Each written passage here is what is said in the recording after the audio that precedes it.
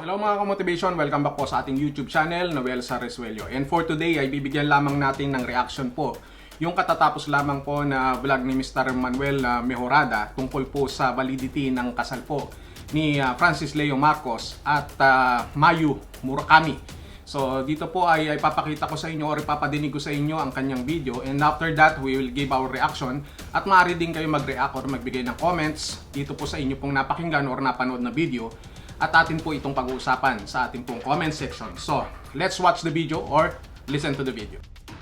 Marami ang nagtatanong sa akin kung totoo nga ba na kasal si Francis Leo Marcos o si Norman Mangusin sa half Japanese, half Filipina ni si Mayu Murakami in April 2019. Ito po ang sagot ko sa inyo. Una, the marriage is void ab initio. Ibig sabihin, walang bisa po yung kasal kung kinasal nga sila. Mula sa pag-umpisa pa lang. Void ab initio po ang tawag doon. Bakit po? Dahil number one, si Francis Leo Marcos ay si Norman Antonio Mangusin sa totoong buhay. Alam na natin yan ngayon. Sinabi na ng NBI na yung fingerprints ni Norman Mangusin at ni Francis Leo Marcos na inaresto nila noong isang linggo sa penthouse ng Red Grand Tower sa Eastwood, Quezon City ay one and the same person. At mismo si Francis Leo Marcos o Norman Mangusin, siya mismo ang nagsabi na Norman Mangusin and Francis Leo Marcos are one and the same person. So, anong ibig sabihin nito? Si Norman Mangusin ay meron pong marriage, existing marriage. Nakasal po siya sa kay Maria Cristina Caber noong 2002 sa may Pasay City. Isang civil wedding po. No? I don't know kung may church wedding, pero pagkaalam ko isang civil wedding. Maria Cristina Caber. Si Christy ay 10 years older sa kay Norman Mangusin. No? At ang kwento niyan ay ipinakilala sila through Friendster. Remember niyo pa yung Friendster noon, 2002? Yun ang precursor ng Facebook. No? Doon nagkakaibigan, doon nagpapakilala sa bawat isa, Friendster. No? Wala na yun ngayon. No? Wala na yung Friendster. So doon sila nagkakilala. Somebody introduced Norman Mangusin to Christy. Nandito po sa Metro Manila at si Norman Mangusin at the time nagtatrabaho bilang panadero doon po sa Middle East. Ang pagpakilala niya sa kay Christy, nagtatrabaho siya bilang isang engineer sa Aramco, yung Arabian Oil Company, no? Aramco. So, yun po ang pagkakilala niya. So, nung bumalik si Norman mula sa kanyang kontrata sa Middle East, Saudi Arabia, I think, no? Ay kagad siya nag-propose ng kasal kay Christy. Si Christy kahit may duda pero pumayag na rin, no? Kasi sabi niya mukhang may trabaho naman, mukhang responsable naman. So kinasal sila sa may Pasay City 2002. Yung marriage na yun ay hindi po na-invalidate. Wala pong nullification mula sa korte na sinasabi na wala ng visa yung kasal na yun. So, pangalawa, si Christy is not the only woman na pinakasalan ni Norman Mangusin, also known as Francis Leo Marcos. In 2012, pinakasalan ni Francis Leo Antonio Marcos ang isang kaibigan din natin na itago lang natin yung pangalan niya sa letter H, no? Si letter H, 19 years old at the time, she was literally swept off her feet. Yun ang expression, di ba? Parang Imelda na yung panligaw ni FM kay the late Ferdinand Marcos kay Imelda, no? Parang hindi niya tinigilan hanggang mapakaslan niya, no? Si Imelda, no? So, ganoon din ang ginawa nitong si FLM, no?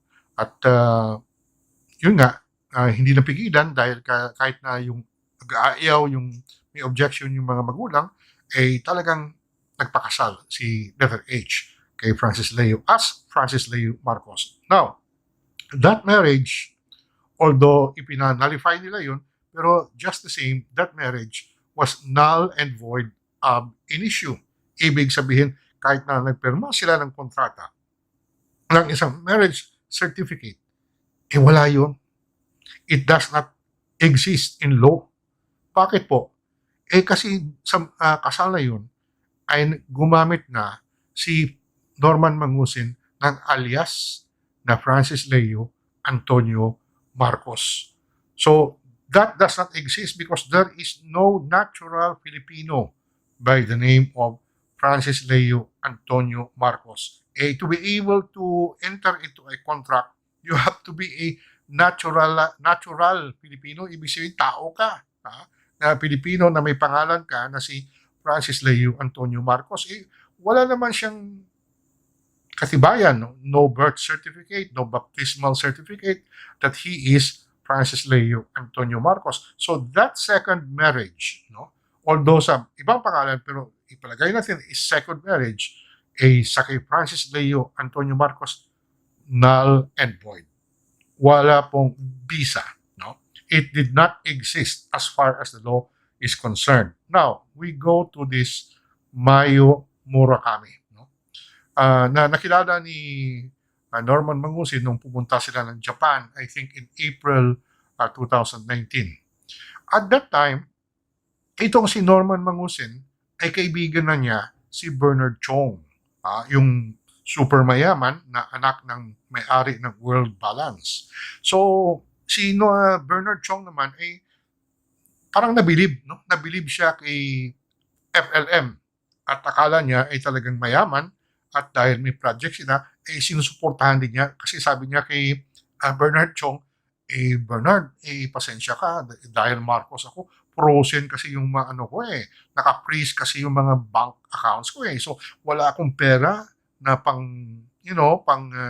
mobilize, pang lakad, sa mga kailangan natin sa mga negosyo na pinopropose niya kay Bernard Chong. So, nakita ni FLM na parang isang malalim na well ito, isang bubon ko sa Ilonggo, isang deep well of wealth, napakalalim, bottomless na pera ito.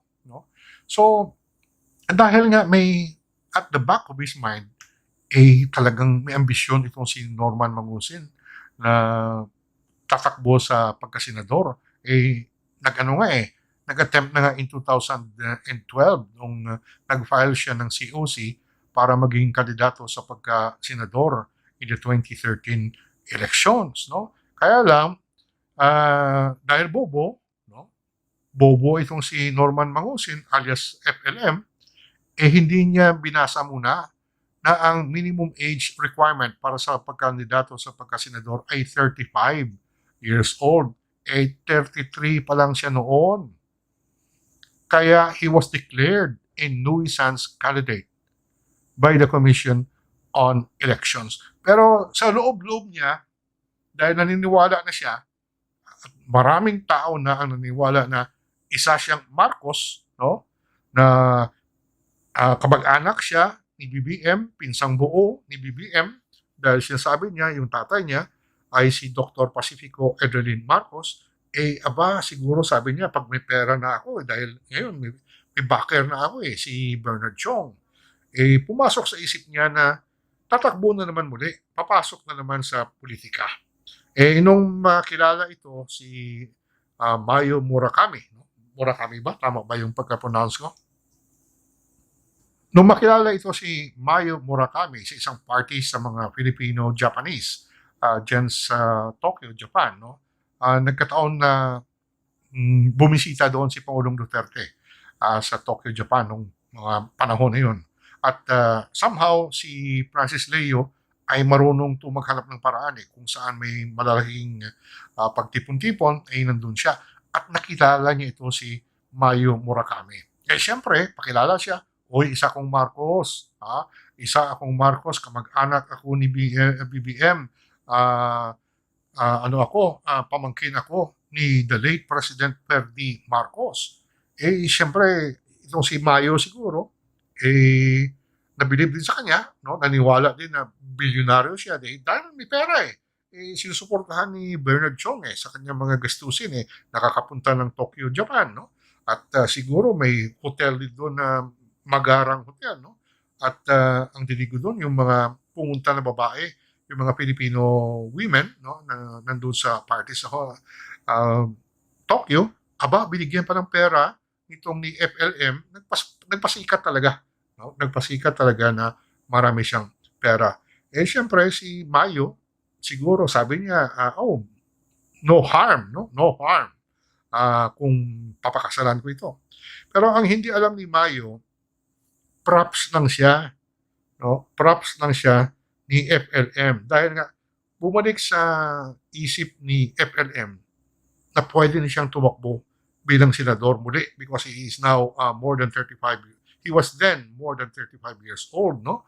At 2019, so he can run for the Senate in 2022. Kaya niya niligawan ito si Mayo kasi yung nga, mahilig siya sa Marcos no? Kaya niligawan niya dahil maganda, no? Maganda itong si Mayu Murakami. Ay mataas, no? Puting-puti yung complexion. Siyempre, pagpakilala sa kanya, isang beauty queen din, no? At meron nga mga fake news, pero fake news ito, na yung pamilya niya ay may-ari ng napakaraming negosyo sa Japan, pero hindi naman totoo. Ito yung anong game plan ni FLM. Okay everyone, so we're going to have 2 webinars after the success of our last webinars. Na si Mayo ang kanyang magiging Imelda. Yan po talaga ang dahilan kung bakit niya niligawan, no? Whirlwind marriage na tinatawag, no? Yung pabilisan na kahit wala pang isang taon na nakakilala sila ay nagpakasal kaagad, no? Itong si FLM tsaka si Mayo. Okay. So, nagpakasal sila pero walang bisa. It is still null and void. Illegal. Void ab initio. From the start, walang bisa po yun. Walang kahulugan yun. As far as the law is concerned, hindi nga siya pwedeng kasuhan ng bigamy. He cannot be charged for bigamy. Kasi yung bigamy ay kasalanan ng isang tao, isang Pilipino, na nag-asawa more than once. No? Pero sa tunay niyang pangalan. Ito, Peke, yung pangalan niya, Francis Leo Antonio Marcos, ang ginamit niya. So this leads me to my answer. Wala pong kahulugan. Hindi po totoo. Wala pong bisa ang kasal ni FLM kay Mayu, no? Mayu Murakami. Kaya makikita natin na si Mayu wala ring pahayag, no? No statement of concern kahit na nasa Japan siya ngayon. Hindi nga nagpalabas ng statement Walang YouTube, walang Facebook na nag-aalala siya, no? That she is worried and concerned about Francis Leo Antonio Marcos dahil siguro baka na-realize na rin niya na nabudol-budol din siya. No? She was made to believe that she was marrying a real Marcos and this real Marcos had planned Mayo na yung pera pala na pinapasikat ni, pinagyayabang ni FLM ay pera ni Bernard Chong. So yan po ang sagot ko. Wala po, there is no marriage to speak of.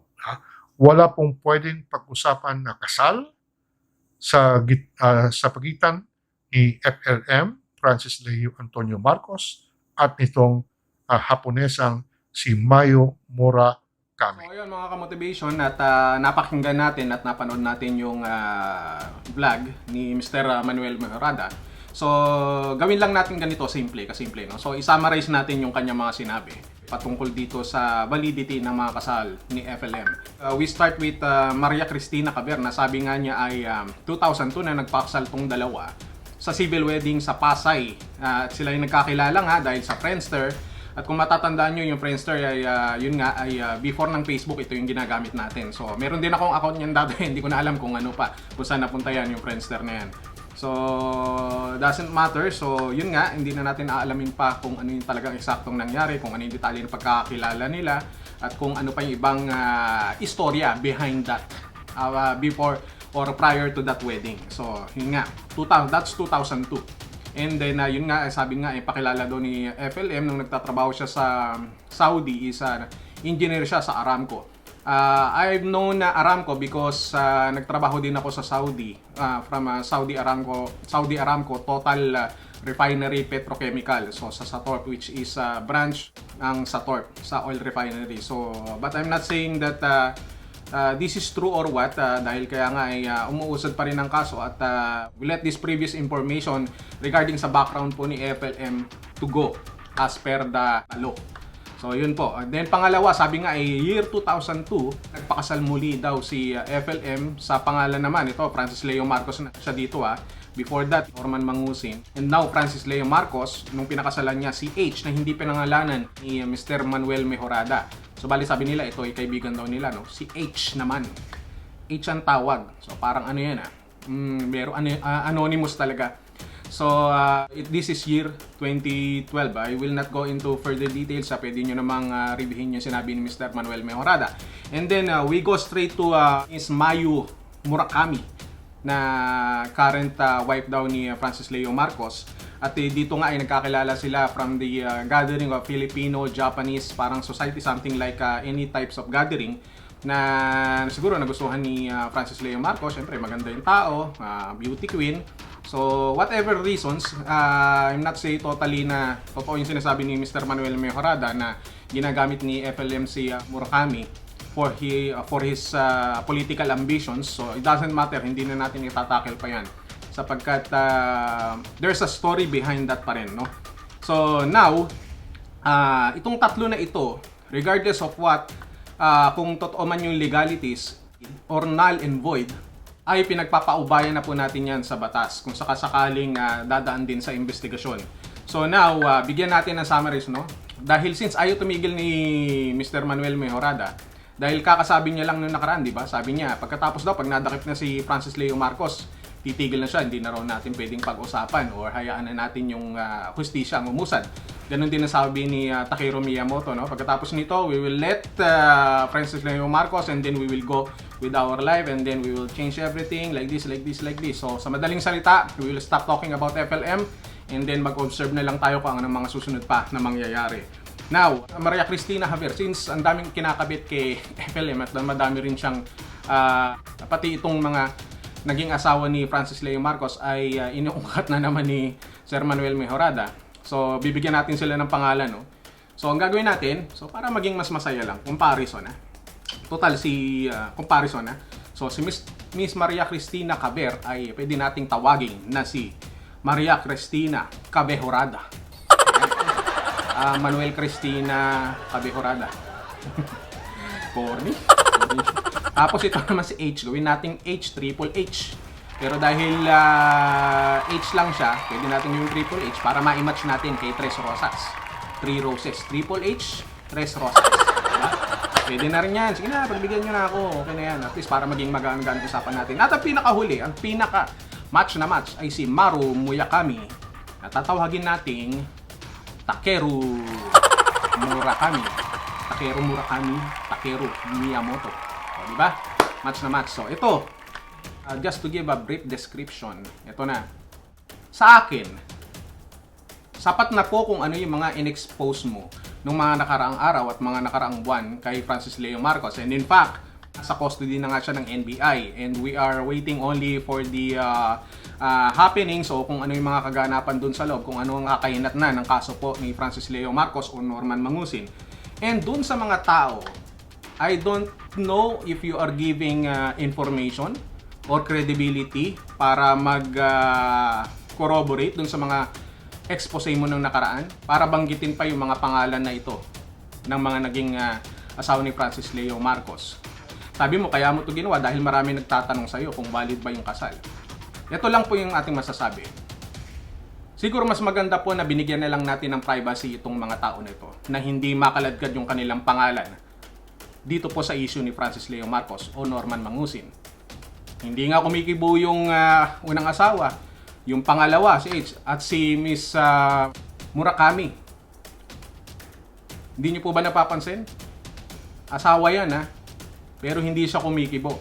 So whatever reason it is, dapat po ipagpabayan na natin sa kanila. Bigyan na natin sila ng privacy. Kung yung tao mismo na asawa hindi nga kumikibo para hindi na maging miserable yung sitwasyon ni Francis Leo Marcos, that means they need their privacy. Even Mr. Bernard Chong, laging nakakaladkad din yung pangalan bilang supporter ni Francis Leo Marcos. But we haven't heard anything from him. They need their privacy. So sa tingin ko, dapat hindi na natin sila pinag-uusapan. Hayaan na natin. Huwag na nating isama pa yung pangalan nila. Although nakakabit sila dun sa pangalan ni Francis Leo Marcos. When it comes to issue like this, dapat hindi na natin sila sinasama pa para magkaroon po sila ng privacy. Ito yung nagiging dahilan minsan kapag nasosobrahan tayo sa impormasyon, sumasabi tayo sumasablay. Kung hindi tayo nakukuryente, makakasuhan pa tayo ng libel. So dapat ito po yung binabalanse natin. Itong mga taong ito na nabanggit mo, wala namang kasalanan directly. Yung tatlong asawa na yan, hindi naman natin masasabi na they know what is the exact status of Francis Leo Marcos nung nagpakasal sila. Di po ba? Tama po ba? Understanding on my part, sa tingin ko walang kasalanan tong mga ito. Kung may tao man na dapat managot sa mga bagay na ito, kung sakaling mapatunayan na nagkasala, nandiyan na po lahat yan pero hindi na natin sila dapat ini-specific pa. Alam na natin na naririnig natin yung kanilang mga pangalan, si ganito, si ganyan, si ganyan. Pero indirectly, kung hindi naman kalabisan, wag na natin banggitin. Yun lang naman yung lagi kong sinasabi. Hindi ko sinasabi na lahat ng mga expose nyo ay mga mali. Madalas nga na kayo yung una kong natira sapagkat bira kayo ng bira kay Francis Leo Marcos. Hindi nyo nakikita na ang tinatamaan din yung mga taong bayan, yung naniniwala sa kanya. Again, ulitin ko, hindi ibig sabihin naniniwala sa kanya ay hindi nila alam kung ano ang tama at mali. Marunong lang silang rumespeto, marunong lang silang mag-appreciate ng tulong na ginawa ng isang tao. Whether it is small or it is big. We need to accept that fact. Kaso ang nangyayari, dahil sa kakatira nyo, tinatawag nyo pa silang mga bobo, mga tanga at mga asong ulol. Which I don't think is really necessary. Ganun din ang ginawa ko doon sa mga supporters ni FLM, yung mga FLM vloggers. Kaya nga maraming sa akin kahit papano siguro nagagalit dyan o nagsasalita ng sama ng loob nila bakit daw tinitira ko yung mga FLM vloggers. Inuulit ko po, hindi po ako FLM vlogger, hindi rin po ako diehard supporter ni Francis Leo Marcos. Pero ako po ay naniniwala sa tulong na nagagawa. Ako lamang po ay nagsaside doon po sa damdamin po ng taong bayan. Sa kanilang pag-iisip, sa kanilang puso, sa kanilang mga hinanaing bilang boses na dapat po nating marinig. At the end of the day, mga kabayan, mga kamotivation, lahat ng bagay na ito ay lilipas. Makakalimutan natin si FLM, do alam natin kung ano yung kahit paano may mga nagawa siyang bagay. Alam naman natin yan and they appreciate. Kasi yung iba, di ba, sinasabi nga, wala naman talagang bigas, props lang yung bigas, konti lang yung pinamigay, but wala naman talagang natatanggap, paulit-ulit na lang yung truck. Hindi na natin pinag-uusapan yun eh. Kasi ngayon, iba din naman yung tono ng mga FLM bashers. Ang sinabi, may bigas pero ang problema hindi pa na bayaran. So iba yung wala sa meron na hindi na bayaran pa. Paano babayaran siguro yun? Nadampot na. Siguro pwede pa yun. Pwede, just an example lamang na hindi natin pwede sabihin na wala talagang naitulong. May naitulong dahil yung mayaman challenge na rin naman yan. Although maraming butas. Pero yung iba ay na-encourage din para tumulong dahil sa challenge na ito. Hindi natin pwedeng alisin yun. So, alam man nila o hindi kung ano ang motibo ni Francis Leo Marcos, hindi na natin pinag-uusapan yun. Ang pinag-uusapan natin kung ano yung epekto nito dun sa ibang tao. Gets po ninyo? Gets po natin. So, ito lang po ang aking masasabi. Yung mga binanggit na pangalan, nakakaladkad pa rin ang pangalan ng mga taong ito, na pribadong tao na ito, ay dapat po ay wag na natin pong isama. At since ito po ay nasa NBA na at malapit na pong siguro at any point in time ay sasampa na po sa korte. So dapat siguro tumigil na tayo. FLM bashers, tigil na po natin yan para sa taong bayan. At magkaisa na tayo. We need to heal. And at the same time, doon naman sa mga FLM supporters, okay po at tama lamang po na sumusuporta kayo dahil yun po ang inyong paniniwala sa isang tao. Nire-respeto natin yan. Pero, wag naman tayo na maglalabas pa ng mga ibang maglalabas ng iba pang mga impormasyon na hindi po kumpleto at hindi po makakabuti doon sa mga tao.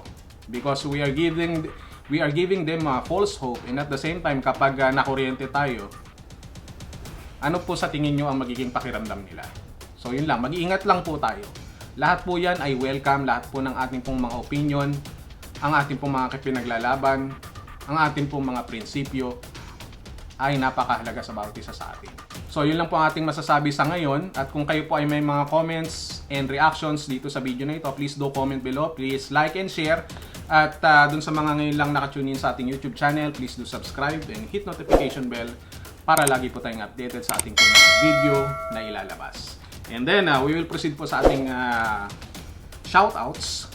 Dun sa mga hindi ko nababasa kasi masyadong marami, itatry ko pong isa-isahin basahin ulit para at least ma-review ko, dahil hindi ko po lahat ng videos na nagawa ko, hindi ko mabisita lahat dahil syempre may trabaho rin tayo and kapag may time tayo nakakapagbasa-basa tayo, kaya iniisa-isa natin. So, kung gusto po ninyo magpa-shoutout, pwede nyo pong i-recommend down below para po lagi po nating makita at mai-shoutout natin sa ating mga susunod na video. So, let's proceed. Shoutout po kay Ray Ocasio, kay Nora Kayanan, Adelaida Patterson, kay Sir Teodulo Frias, Charles Servito, Michelle Alvarez, Cero Alisbo, Kanensha Laurencio, kay Nestor de la Cruz, at Rebecca Baisal, Jutsmir, Henry Torio, at si Ma'am Vanessa Salazar. Maraming salamat po sa inyo. So, until our next video, at magkikita-kita tayong muli. So, what can we say? Good morning, good evening, good day, and God bless you all.